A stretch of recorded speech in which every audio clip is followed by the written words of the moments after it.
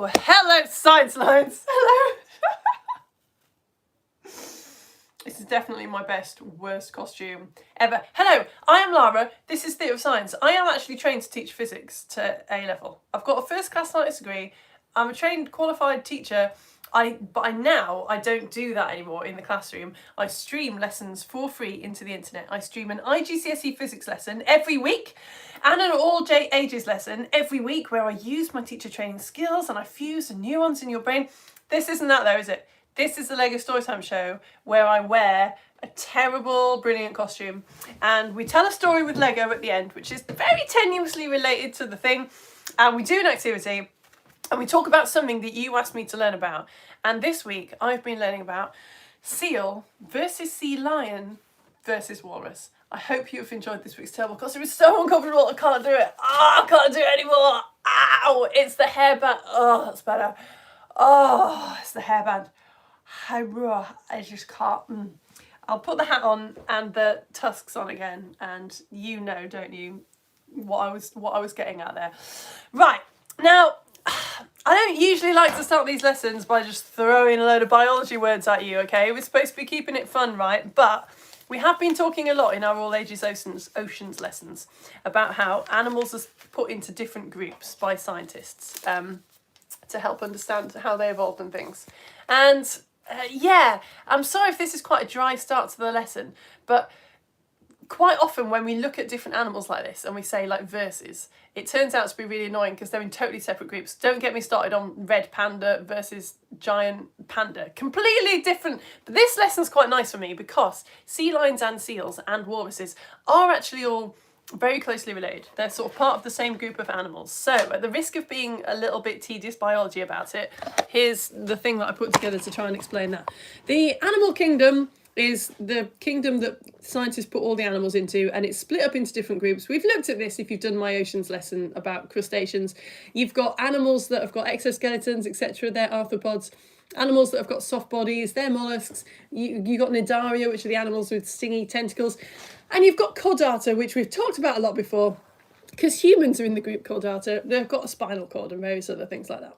And you split chordata into different groups, and one of the groups in chordata is the mammals. Animals that have got fur, give milk to their babies. So we are mammals, but also seals are mammals. And then I didn't really know this, but mammals, there's a group of mammals which you say are dog-like creatures. Can you think of I mean, dogs, obviously, but there are other animals that are dog-like that are all in this group. Think of dog-like creatures. Some of the results might surprise you, not to sound like one of those clickbait YouTube videos. Weasels and badgers are in this group of animals that scientists say are a bit dog-like. Bears as well, wolves and foxes, and also, which a great word to say, pinnipeds. So that's what we're talking about today. So seals and sea lions and walruses are all pinnipeds, and yeah, they're quite closely related to like your weasels and your badgers and your bears and stuff. So they are the three groups in pinnipeds: sea lions, seals, and the walrus. There's more than one sea lion, and there's loads of different types of seal, but there's only one walrus, just one species. There are a few others that were extinct, but just one walrus at the moment. So they've got loads of stuff in common, right? Because they're pinnipeds. They've all got front and back flippers, and they're all semi-aquatic. So they all spend lots of time in the sea, but come onto land to like make the babies and then have the babies and escape from their predators like whales and things like that. Okay, so can you please, if you're going to do this activity, if you've got some wool or some string, this is a weird one, can you please just get a piece of wool and string, and what I want you to do is, can you use the piece of string to measure your thigh? You know which bit of your body your thigh is, just above your knee, your leg bone that goes from the top of your leg down to your knee. Can you just get a piece of string and just measure your thigh and then cut the string? And that's it for the first activity. We won't talk about this for ages. You might be liking to think in the back of your brain, why have I cut a piece of string that is the same length as my thigh? All will be revealed, children. Right, the first thing we're going to think about is seals. Seals are one of those things that, like, I knew what they looked like, obviously, but I don't know if I've really really ever paid an awful lot of attention. What does the back of a seal look like? Do you know? I think I might have said that it has a tail, but I've just said that pinnipeds have front and back flippers. So yeah, it doesn't have a tail. I'm going to plug you in whilst I show you some pictures of seals on the screen. So that's good. That's multitasking. Here we go. So here is a seal. One of the things that seals do is they use their back flippers like a tail. I think I would have said that was a tail, but no, it's two flippers stuck together. Well, not stuck together, but very, very close together. But yeah, that's how seals propel themselves through the water. That's how they get their thrust, is by using their back flippers like that. They're just mermaids basically, aren't they? Dressed for the weather. If you picture a mermaid, it's a ridiculous idea that a mermaid would be able to live in the sea. They're nowhere near wrapped up enough. We've talked in previous lessons about creatures that have blubber. So pinnipeds all have blubber to keep them warm. It's like a fatty type substance which covers their whole bodies. It's just basically as close to a mermaid as you can get, but yeah, dressed for the weather. What they remind me of, I've always been slightly irritated by mermaid costumes. You know, where you put a costume on and it's like trying to look like you've got a tail, but all it really does is shove your feet together so you can't really walk. Now I've seen it, I can't unsee it, that seals are they're just wearing mermaid costumes. It's like they've got legs, but their legs are really tightly squeezed together so they can't walk on them anymore. This is actually kind of true. Okay, we need to do another activity here. I'm just going to flip you around so that I can take my coat off, so that we can do this activity which doesn't involve anything other than your arm. So the front flippers on a seal are much smaller than the back flippers. They use them for steering, but I can't get over this photo. Like, it just looks so weird to me. As a human with legs, those flippers, like, now I know that their flippers are not a tail. Like, why are they so squished around at the bottom there? Well, all of these pinnipeds are marine mammals, right? Now, mammals evolved on land. So life started out in the sea and then eventually animals evolved to come onto the land and be able to live on the land. And mammals, like in the time of the dinosaurs, were just sort of tiny little rat-like creatures scuttling around, usually in the dark, just trying to avoid the dinosaurs. But eventually mammals evolved, or some mammals evolved, to go back into the sea. And this is what pinnipeds have done. So seals and sea lions and walruses all evolved from an animal that had 4 legs. And then presumably it was just like the seal was more likely to stay alive if it evolved to have these kind of flipper type things instead of legs, because it was better at swimming, presumably. So eventually it just evolved and evolved and evolved and evolved until we've got this thing that doesn't have legs anymore. It's got these flippers, which I can't explain how much they're freaking me out to look at them. But anyway, it got me thinking about evolution and vestigial things. So a vestigial part of your body is a part of your body that doesn't get used anymore, but you've still got it because it doesn't slow you down in any way. So what evolution does is, evolution means that sort of any bit of a body, like a species, that makes them more likely to survive, that bit tends to get exaggerated. But if something isn't helping you to survive, but it's also not slowing you down, you're not more likely to die, then it just sticks around. So if you get your arm, sorry, if you don't like tendons, you should probably look away now if you don't like talking about those or thinking about that sort of thing. But if you get your arm and you clench your fist, apparently 80% of us will see this tendon like pop up, including me. There you go, look. And this is, I wrote down the name of it actually. But anyway, this is a vestigial bit. So we don't use that tendon, apparently, at all, but we must have evolved from an animal that did use it. And the science backs this up. So apparently orangutans have that tendon and they do use it, but other apes have it and they don't use it. Right, that's not my notes for this lesson. That's my notes for the crustacean lesson. Guys, am I flying without notes? No way. No, I'm not. Here they are. I want to tell you the name of this. It's called the palmaris longus muscle. It wasn't worth it, was it? The palmaris longus muscle. But anyway, yeah, that's what that bit is. So 20% of you won't have it and 80% of you will. But it's not doing anything. It's vestigial. And it's the same with marine mammals. If you look at a whale's flippers, if you sort of could look inside the flipper, you would find that it has got like the remains of sort of finger bones there because they're not slowing it down. I know, right? Anyway, let's carry on. So, seals. Back flippers used for swimming, front flippers used for steering. They've also got ear holes. They haven't got any flaps, they haven't got an outer ear like us, just these little holes here for streamlinedness. They're not so much with the walking on the land. So here's a common seal demonstrating how seals on land are sort of a little bit awkward. They do that sort of caterpillar move that humans do. They can't walk on land. Sea lions have got something slightly different going on. So they hang out in gangs, which seals do as well, but sea lions hang out in massive gangs and make loads of noise while they're doing it, which this one is clearly showing. And sea lions can walk on land. They can, as shown by this absolutely gorgeous Californian sea lion here, they can bend their flippers backwards, and they do use them to sort of lollop along on land. Brilliant photo, this, isn't it? This was the caption. Thank you, Little Leaf Sheep on Wikimedia Commons. A California sea lion male exhibits territorial behaviour to guard the resting females on the dock in Charleston, Oregon. Can you imagine living in a place where you want to go for a walk on a dock and then you meet this guy and you back away slowly? Absolutely massive. So yeah, these are females and this is the male guarding the females, but it's also demonstrating quite nicely how they're not too bad at walking on land. Sea lions do have ear flaps. They're also called ear seals. Look at the cute little bill, it's so tiny, but it is there, tiny little ear flaps. And they propel themselves with their front flippers. So seals just use their back flippers like their tail. But sea lions, you can tell, right? They're almost like aeroplane wings. They've got much, much bigger front flippers. So given everything that I've just told you, right, which ones would you say are better at swimming? Is it going to be the seal that can't walk on land, doesn't have ear flaps and propels itself with its back fins, its tail? Or is it going to be the sea lion, which can walkish on land a bit and has ear flaps and propels itself with its front fins? What do you reckon?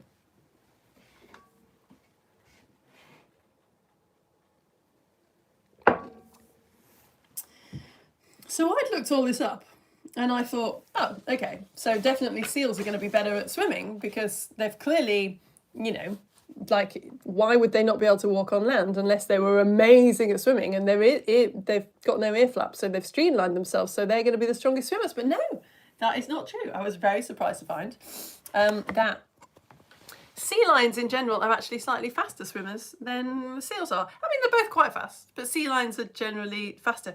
I couldn't really look at why, but when I looked at why, I did learn a load of really, let's say, interesting stuff about leopard seals, because leopard seals apparently, sort of scientists looked into it, and leopard seals do use their front flippers slightly for propelling themselves through the water. So they think maybe seals evolved to do that, and anyway, we don't know. There's a little fuzzy ground in the middle.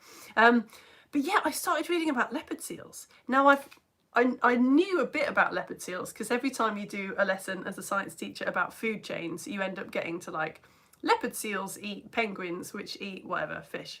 But I never actually looked up a picture of a leopard seal, and I never looked up information about them. And it's really tricky, this, because I want to tell you this because it's really interesting. But I don't want to make you all like really scared of leopard seals or think that leopard seals are evil. See, before Jaws was written, the book Jaws, which got quickly made into a film, no one thought anything of sharks. People thought that sharks were just fish. And then Jaws came out and straight away people were like, oh, sharks, scary sharks, sharks, which it's totally okay to like hunt and kill them, and now loads of sharks are endangered and it's awful. I don't want to tell you that leopard seals are really dangerous in a way that makes you think that leopard seals are awful and should be killed. Like, they're incredible animals, obviously. Here is a picture of a leopard seal. It doesn't look like, I mean, it's amazing, it's gorgeous. You can see actually it has got quite big flippers, hasn't it? But I mean, they're quite big. Here's a beautiful picture showing us how they are bigger than humans. But horses are bigger than humans, aren't they? Cows are bigger than humans, and they don't strike fear into our souls. But leopard seals, well, they've certainly killed one person, which we will talk a little bit about, and they have injured humans. I didn't know this, but Shackleton, who famously sort of tried to get across Antarctica to the South Pole, he wrote his story when, spoiler, he got home. And yeah, this is just a bit of his story, which I won't read it all, but it says they were all really hungry, basically. Shackleton and his men, they'd run out of supplies. They were all in terrible amounts of danger. They had like one biscuit to eat for lunch a day or something. And then he says a huge leopard seal climbed onto the ice and attacked one of the men. Wild, that's one of the famous men from this story, which is true. Wild, hearing the shouting, ran out and shot it. So what they did was they shot this leopard seal because it was attacking them. They cut it open, found loads of fish that the leopard seal had just eaten in its stomach, and ate those fish, which helped them to survive. They used the blubber from the seal, this fat-like substance, to fry the fish and ate it. But that's one record of leopard seals attacking humans. There is another, a chap who survived, but a scientist who, a leopard seal started trying to drag him away, and his friends basically just, I'll say fought it off, because he might not want me to tell you that they kicked it, but yeah, they fought it off. But one woman, quite recently, a scientist, she's like a really, really expert diver, she totally knew what she was doing, was studying in Antarctica, and a leopard seal did kill her. And I read a bit of what sort of scientists were saying about this sort of incredibly sad news. And what they were saying was really interesting. So it might be that they just, they think sometimes they make a mistake, and like I think sharks do, and they thought that a human was a seal. But it said leopard seals have got a bit of a reputation for being inquisitive, which means kind of curious. You think of inquisitive creatures as being, that's quite like a nice thing. Like if a little squirrel comes over, you might be like, oh, hi little guy, you're looking at what I'm doing, you inquisitive little guy. But some scientists are wondering if leopard seals seeming to be inquisitive has actually been leopard seals checking out humans to see if they'd be good to eat, because there haven't been many humans in Antarctica at all. And more humans are starting to go to Antarctica. So maybe leopard seals have been a little bit wary and a little bit inquisitive. And maybe leopard seals are learning that humans are something that they can...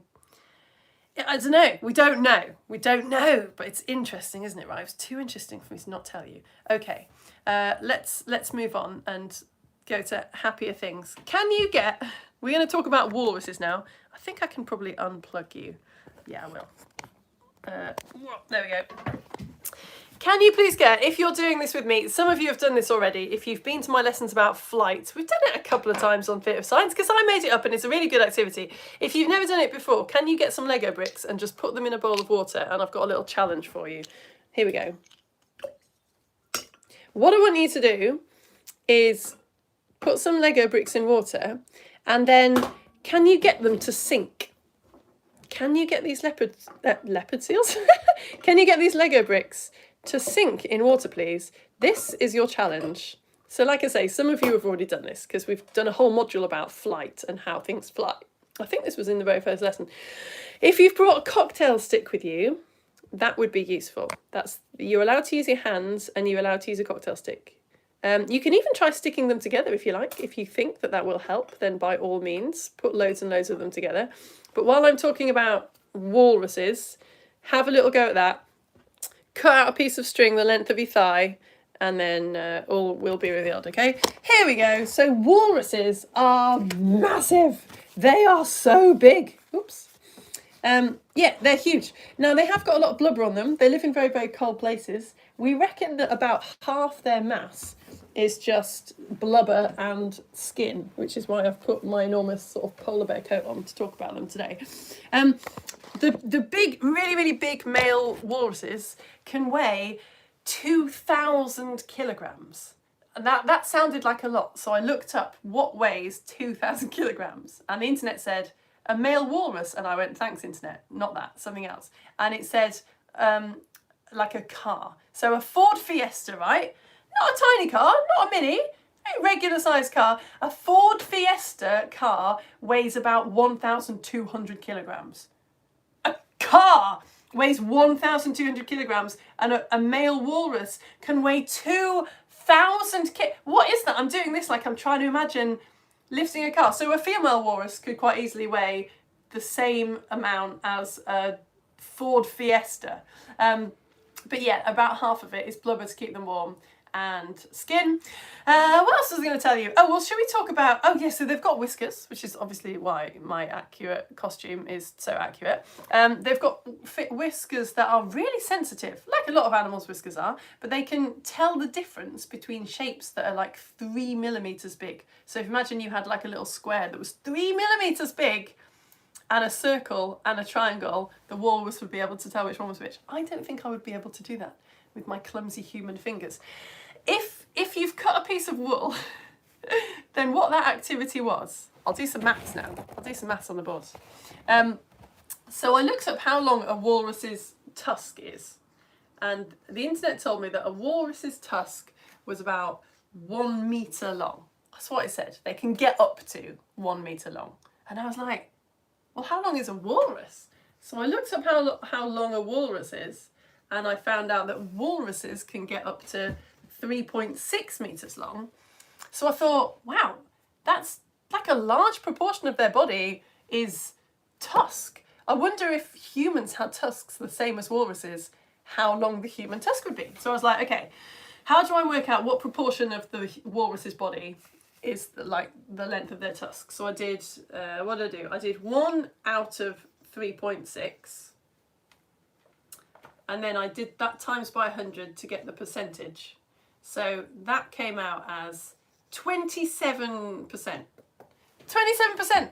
A quarter is 25%, isn't it? So like over a quarter of the length of a walrus's body, that's the length of their tusk. So I thought, okay, what's a quarter of the length of a human body? And yeah, it turns out your thigh is about a quarter of the length of your body. So if you've got a piece of string with you now that is the length of your thigh, if you were a walrus, that is how long your tusk would be. That is so long. Like, how is that? How is that helpful? No wonder they're always doing a kind of cool, like, backwards head move like that. Because how could they not? These tusks, admittedly, in these photos, these are not a meter long, are they? I mean, they're getting pretty long. They can get up to a meter long if they haven't been worn down by life. Yeah, here we go. But yeah, that's how long your tusk would be. Apparently they use their tusks. Males and females have tusks. The males use them for fighting, but they also use them... It's just ridiculous. I can't imagine. They also use them for getting out of the ice, like propping themselves up on the ice.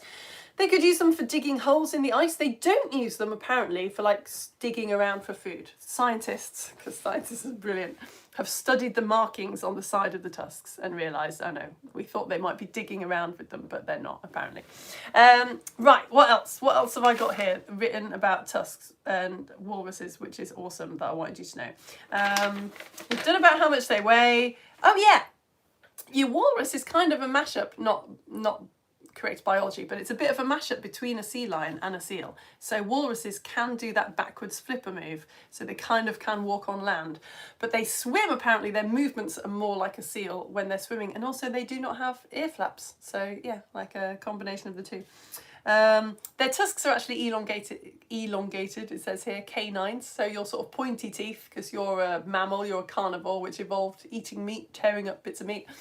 Walruses have got those canines as well, because they're mammals too, but they've just grown really long. The Lego story, which I'm going to tell you in a second, is about walrus tusks. I think that's it. Yeah, we've done about the stiff bristles. We've done about what they use their tusks for. Oh yeah, so we'll just do this one last final thing. Tell you why I was trying to get you to make Lego bricks sink, and then we'll do the Lego story. So it turns out walruses have an air sac under their heads. I did not know this. So they inflate the air sac with air, and that can make them float, so they can sleep in the water because they've got this kind of little life jacket around them which keeps their head above water. Or they can deflate the air sac, and that makes them go right down. I know, seals, I think I read that seals can collapse their lungs, and that's how they dive so deep down, like 80 metres down. Yeah, that's definitely true. That is seals, isn't it? And not sea lions. Leopard seals can dive 80 metres, those leopard seals, and collapse their lungs. Right, how you get these Lego bricks to sink is, it's a Lego brick shape, but look, some of the little holes under the Lego brick are filled with air. Now, air particles are quite far apart. So it's a Lego brick shape and size, But actually, because it's got lots of air in it, it hasn't got that many particles in it. So it's not as dense as the water, and it floats. If you can get, and it's actually quite difficult to do, you can see all those air bubbles escaping. If you can get the air bubbles out of the Lego brick, so the air in the Lego brick gets replaced with water. There you go, you see all that escaping. If you can replace the air in the Lego brick with, oh no, don't come up and get more air in. Oh yeah, this is very hard to do whilst holding a camera phone. If you can replace all the air in the Lego brick with water, water particles are much, much closer together. There we go. Come on, get out. It's hard to do because there's loads of little holes in the Lego brick, which are also, you see, it's still got quite a lot of air bubbles in it. But yeah, I've replaced the big holes of air with water, and the water particles are much closer together. So that is making the Lego brick denser so that it's sinking. It's getting it. So I thought that was quite a good activity to help us understand how a walrus's air sac works. It's got a sac in its body, it fills it with air, and it's like that. It acts like a little life jacket, so it floats up to the top, and then it deflates it and it can sink again. I know, it's good, isn't it? So I've said that walruses are massive. Little shout out to the elephant seal, which is in fact the biggest pinniped. I know, you adorable little seals from left field. They seem like the smallest ones, but actually the biggest pinniped of all is a seal. It's the elephant seal. Right. That's actually a really, really good segue into the Lego story, because there is a little bit of talk of elephants in today's Lego story as well. So don't forget, if you've enjoyed this lesson, you can thank me by subscribing. That would help me a lot. You can like this video, or you can pay me actual real money as well. I'm going to tell the Lego story now.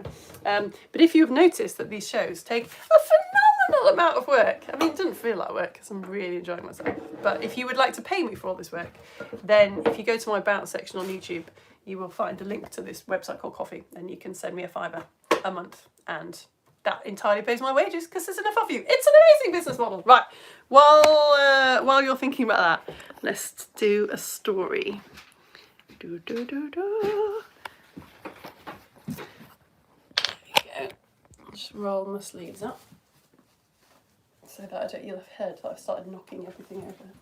I'll put this over here actually. So, the sound of me shoving bits of Lego that I don't need for this one out of the way. Put that there. Okay, brilliant. Off we go. I'll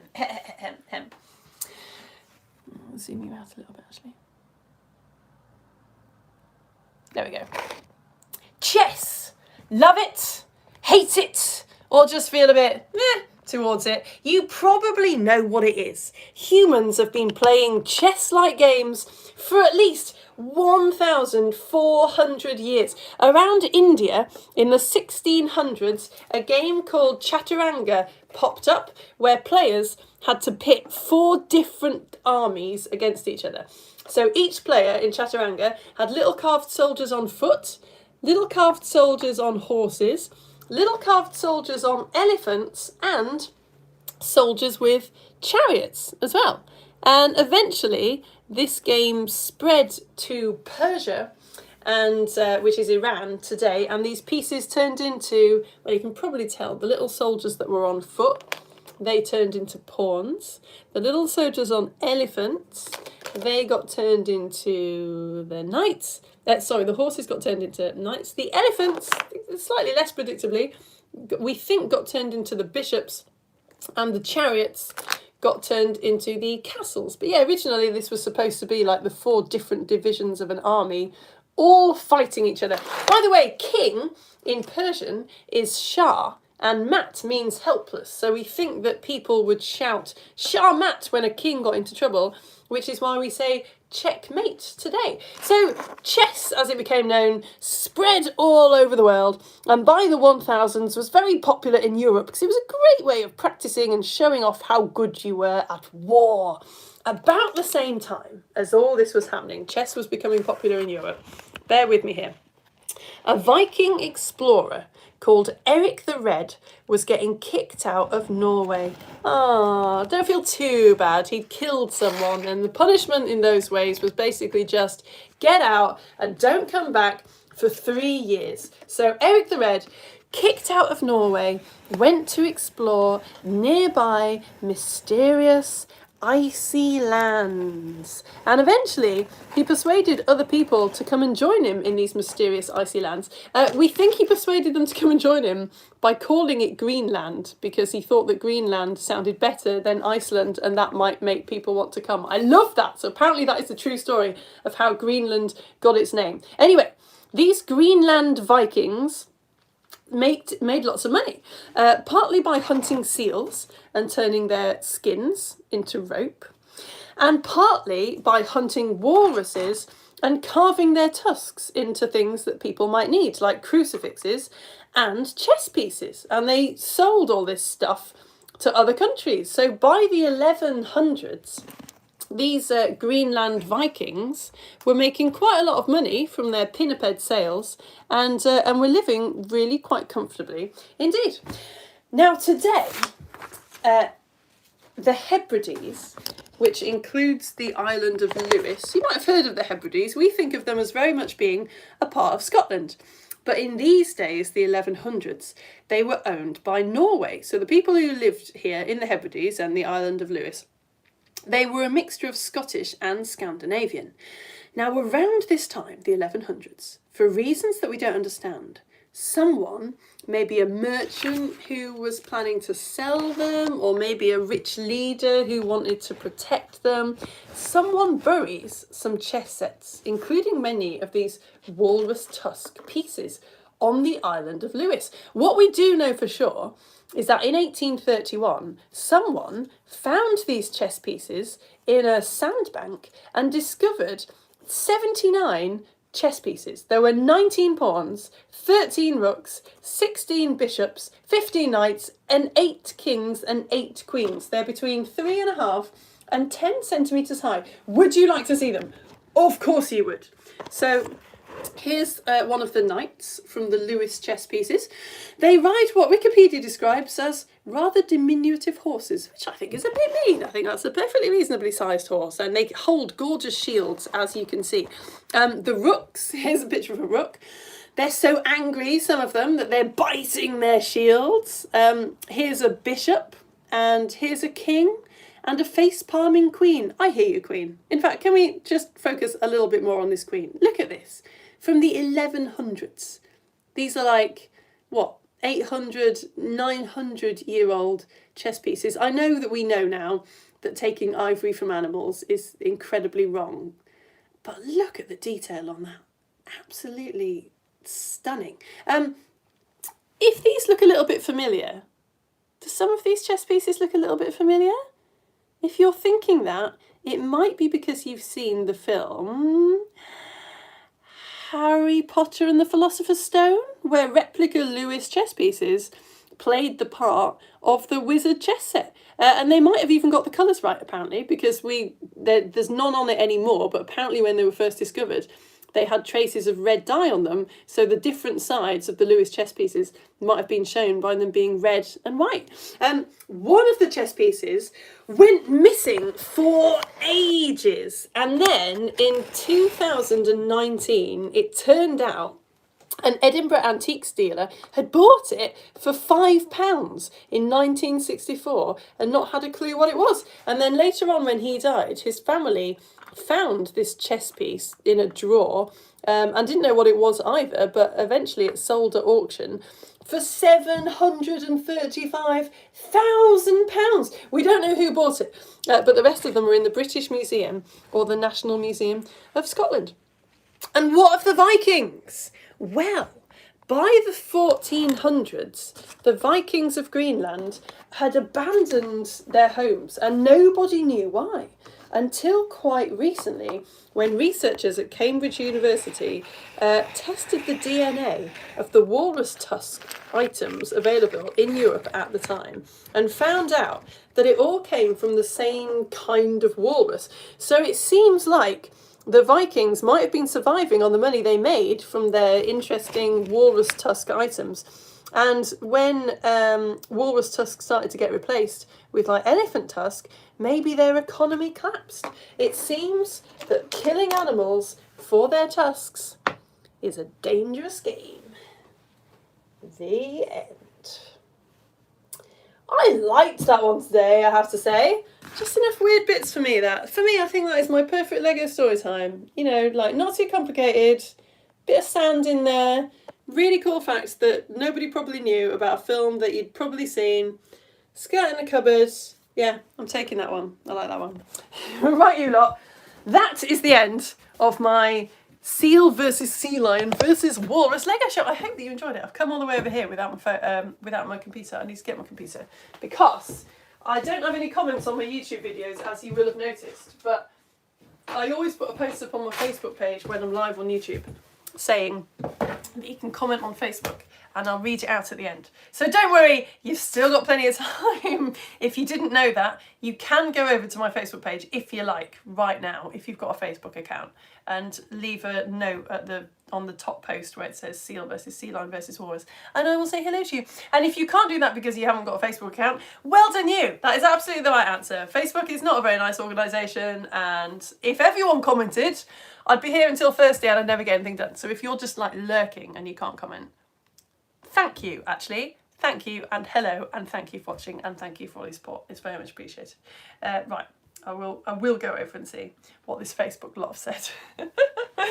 Yeah, I sort of skimmed past it really quickly, but if you are enjoying these lessons, then you can sign up to support me on Coffee. It's this super weird business model that happened completely by accident over lockdown. I was streaming free lessons and then you wanted me to carry on and I said, okay, I'll set up a page on this website called Coffee where if you want you can support me with £5 a month. And you just are. I just keep saying it, but it's true. It's so weird.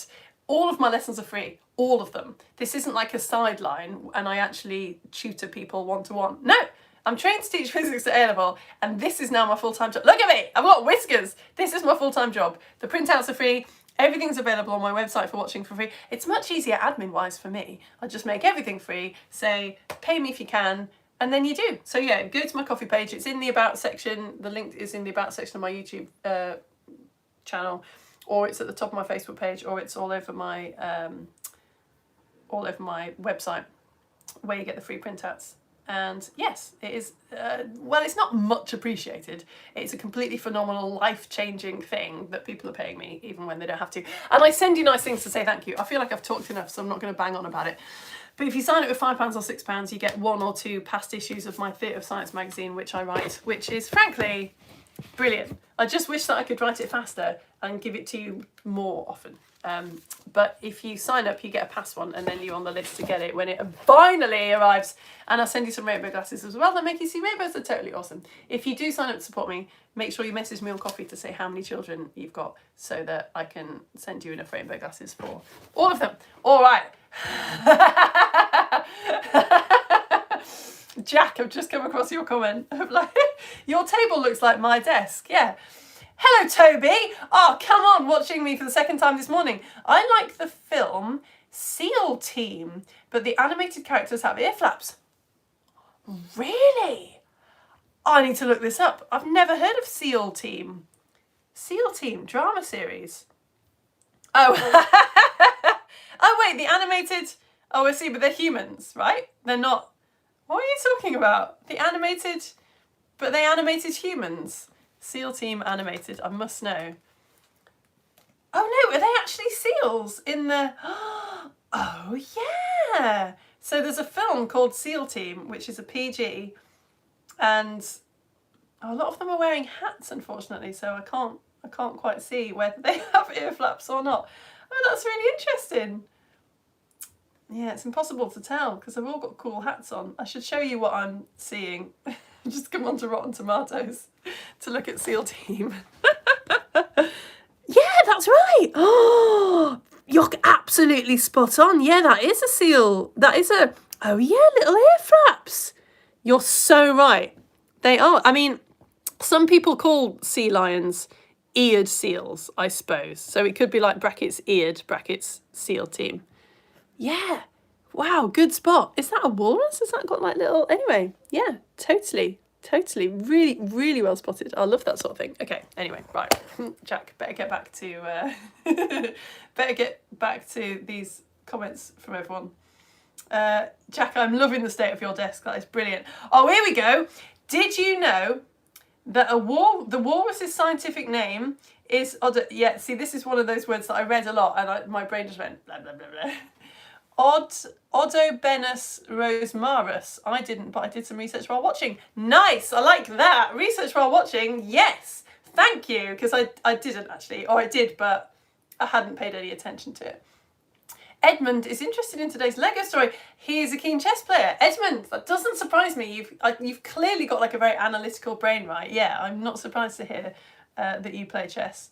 Oh, and I'm glad you're interested in that. Yeah, I spent a long time researching stuff that I didn't end up putting in the show about where they think the phrase like checkmate came from. It's really interesting. Oh, holy smokes! Hold the phone. Arthur has a replica of the Isle of Lewis chess piece made of sand bought on the Isle of Lewis. What? Okay, we usually do photos at the end, but clearly we have to do photos now. I'm loving Jack. I'm absolutely loving this picture of Jack's desk. Look at that. Is that a science day or what? That's about as theatre of science as you can get. And here is your chess piece made of sand. That is brilliant. Oh my goodness, I can't believe that. I'd never heard of the Lewis chess pieces. Yet another excellent reason to go to the Hebrides. Kai. Kai's comment is, never seen one like that. That's how I imagine he's saying it, but I don't know what he's talking about. I don't know what Kai has never seen. Never seen one like that. Could be anything, couldn't it? Hello, Lara and Finley. I'm going to draw a walrus to go with my European lobster from earlier. Lana! They are... they've got bilateral symmetry, right? We didn't talk about that, did we? We didn't talk about whether mammals have bilateral symmetry, but they must have. They must have bilateral symmetry, right? They must have. So good luck with that. Hello, Isabel and Thomas. Thomas gave me a round of applause at the end of the Lego story. Come on! Thanks, Thomas. Thanks. I basically gave myself one, didn't I? I don't usually bang on about how great I am, but I was really banging on about it then. Yeah, you did a great job, Lara. Well done. Yeah, sand. Hi from Kai, and what a costume. I know, right? Yeah, I feel like I should put it back on. Should I put it back on? Nah, we've got a chat. We've got a chat. Hello, Arthur and Abba. We love your outfit. Great effort. Thank you. Thank you. I feel like that is what you can always say about theatre science. Great effort. Such a cute costume. Oh, thanks, Misha. Hello, Darcy and Willow. You're giving the costume some love as well. Thank you, Misha and co. I appreciate that. I appreciate that. Yeah, I'm sorry that it didn't stay on for very long. But obviously being able to talk to you and breathe is the main thing. All right, again, Jack, hello. Oh, it's Daniel. Hello, Daniel. Sorry, Daniel. Saying the wrong name all the time. This is a photo from when we went to California. You saw California sea lions when you went to California. Lana and Finley, I feel like I've just talked so much about the film Finding Dory since we started doing these ocean lessons. But it did make me think about Finding Dory because seals are native to the UK, where I am, but sea lions are not native to the UK. And I did think, yeah, you can kind of tell it's an American film, like that bit in Finding Dory where the sea lions and they're like sort of barking and chasing the other guy off their rock and stuff. I was like, okay, cool, but I don't really know what that means. Like, it sort of feels like there's a joke there that I don't understand. Whereas obviously, I guess if you were American, maybe you would understand the joke because you'd just be like, oh yeah, a sea lion. Look at the state of that. Look at those flippers. They are fully used for propulsion, aren't they? That is gorgeous. Thank you so much for showing me that. So shiny. And they have got whiskers. Can you imagine starting off as an animal with legs and then the legs turn into that? I mean, obviously you can't because that's not how science works, but that's amazing. That is a very cool picture. Thank you. Look! Is this Lana? It is Lana. I added a Galapagos sea lion and a walrus. Whoa! I will do the facts later on. I think it's really cool. Yes! That's amazing. That's like your Theatre of Science Day series of drawings. They are gorgeous. Hey, hello, Jancy. Oh, our comment in the earlier show didn't appear for you. No, Jancy, I should just be giving you a shout out anyway, shouldn't I? I'm so sorry. Here's a photo of two daddy longlegs in our garden yesterday. Assuming one male and one female, if you know what I mean. All right, we need to look at a few photos here. Sorry, Jay and Daisy and Daniel and Daisy and Jay and Daniel and Daisy. I feel like I need to say your names a few times because I missed your comment this morning. All right, here is Lana's. Whoa, these are so good. Look at that. That is absolutely stunning. Oh, and I see, right, you'll do the facts later because you've done the facts for the European lobster. And now you're going to do the facts for the, you've even done the backwards flipper, but no ear flap. Man alive, you were listening. And that's a sea lion because it's got the little, that is so good, dude. How'd you do that? That's really good. And here's the, I should be doing the sound effect for this one. A bum, chicka bum bum, chicka bum dum bum. This is the two daddy long legs. Presumably different sexes, yep. Having some, I'd say so, having some fun times. Not necessarily, but, you know, following their instincts to make new daddy long legs. Hello, Jacob. Hello. Jacob, I nearly had Eric the Red using a flamethrower today, and then I went with the axe instead because there was a famous Viking called Eric Bloodaxe, and the axe had red on it. I was like, oh, I'll stick with the Viking theme. But yeah, I thought of you. Nearly got the flamethrower out today. Hello, Sasha and Amelie. Hello. Hi, has it started? Nothing is showing on my screen. Oh, Claire, we are having some serious problems with oh, that's nice. Look, Jancy's saying it's starting at 10:40. Well, I hope you found it, Claire. I mean, you're probably not still here if you didn't find it, but I hope that you did find it. Nothing is showing on my screen. That's annoying. Still ill, still sciencing. Oh, wait, still ill, still sciencing. Wait, Sebastian Humphrey, are you ill as well? I didn't know that. Is Sebastian ill? There's a lot of illness going around at the moment, right? From Humphrey, I got sad when no, it wasn't. Oh yeah, no, I'm thinking of Robin who was ill. Sebastian's ill as well, or maybe Humphrey. Humphrey, I got sad when I went to a beach with loads of dead moon jellyfish. Oh yeah, that would make me super sad. Oh no. Oh no. I guess sometimes I always assume that it's humans' fault when that happens. Like maybe it's not humans' fault, right? Maybe it's a storm, but maybe the storm was humans' fault. Ugh, yeah, no, you're right. It's just sad. Hello, Lily and Max in Devon. All right, you two. Sasha, Amelie, that's not a real GIF, is it? Of a, what is that seal? Okay, I'm not going to click into that. I'm finding that quite scary. Right, I will do a quick refresh before I go. Because that was my last lesson of the week, so I'm not in any rush now. I don't have to go and set up Lego Story Show. I mean, I should tidy up, actually, is what I should do. It's looking... Do you want to see the floor of my office? Do you? No, you don't. Yeah, go on in. Because I've cut out 3 compass jellyfish models this week, which if you've seen my oceans lesson, you know. So it's all looking a little bit... Oh, that ball's been there for a while. Oh, that balloon's, I think, for my GCSE. Yeah, stuff needs to... I do need to go and have a little tidy. See, if I've told you that, I know that I'll have to do it because I'll feel guilty. Okay, another message from Toby, I think. Let's have a look.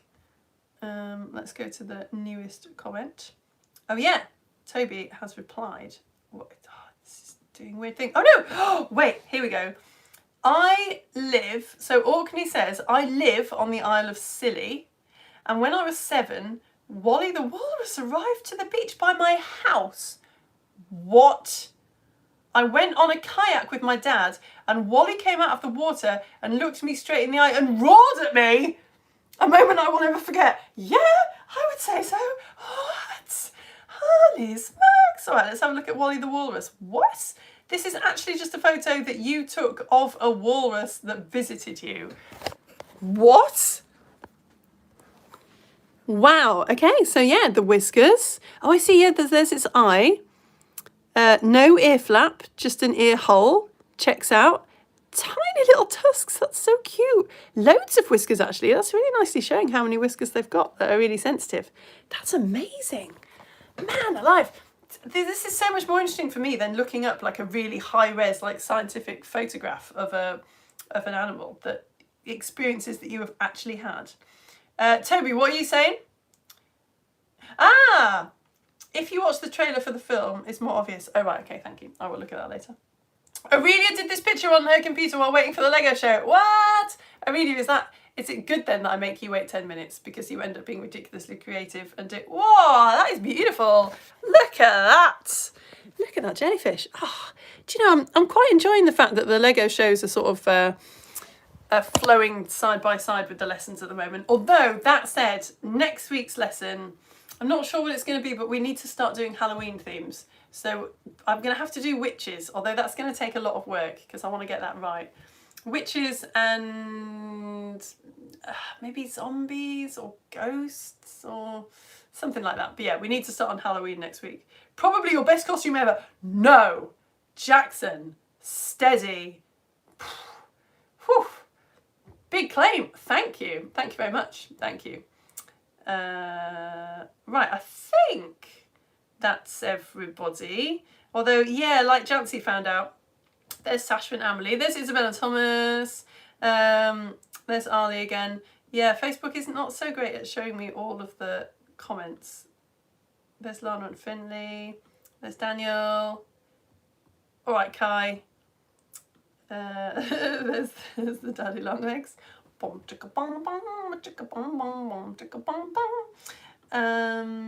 There's Claire again, Lily and Max, and Daniel. And I think that's everything then. I'm so sorry if I haven't said hello to you. Then I did my best, and Facebook was being a little bit sticky. But hopefully I've managed to say hello to everybody. Right, you lot. Yeah, I've got to go, because next week, what are we doing next week? I haven't quite worked out what we're doing in Oceans next week. There's a lot to get through, and I don't want to miss anything really cool out. I think we might do migrations, because if we talk about migrations, we can talk about cool animals that migrate, and then we can start to talk about whales and things like that. Yeah, and we'll do something Halloween-y for the story show, and IGCSE, we'll just do whatever's next to IGCSE, that's dead easy. Right, one last refresh, let's have a look and see. This is my waiting music. Bam, ba, bam, ba, bam, bam, bam, bam. From AI, seals can be trained to dance. While true seals are not known for dancing like a human, studies show harbour seals have a sense of rhythm. So this is AI, so it might be nonsense, but if we click through to the links, we might find that it was true. Sea lions like Ronan can keep a beat. Huh, interesting. All right. So there's the amazing Wally the Walrus again. Okay, I think that's everyone then. There's Toby again. Okay, right, you lot, I'm gonna go inside of my office. Thank you for encouraging me to do that with your silent, gentle judgment. Much appreciated. Thank you so much for your support. Thank you very much to the people who have signed up while I've been chatting on. Like I say, I'm far too professional to mention it, but it really does make my heart glow rainbows. I'll see you all next week. Bye.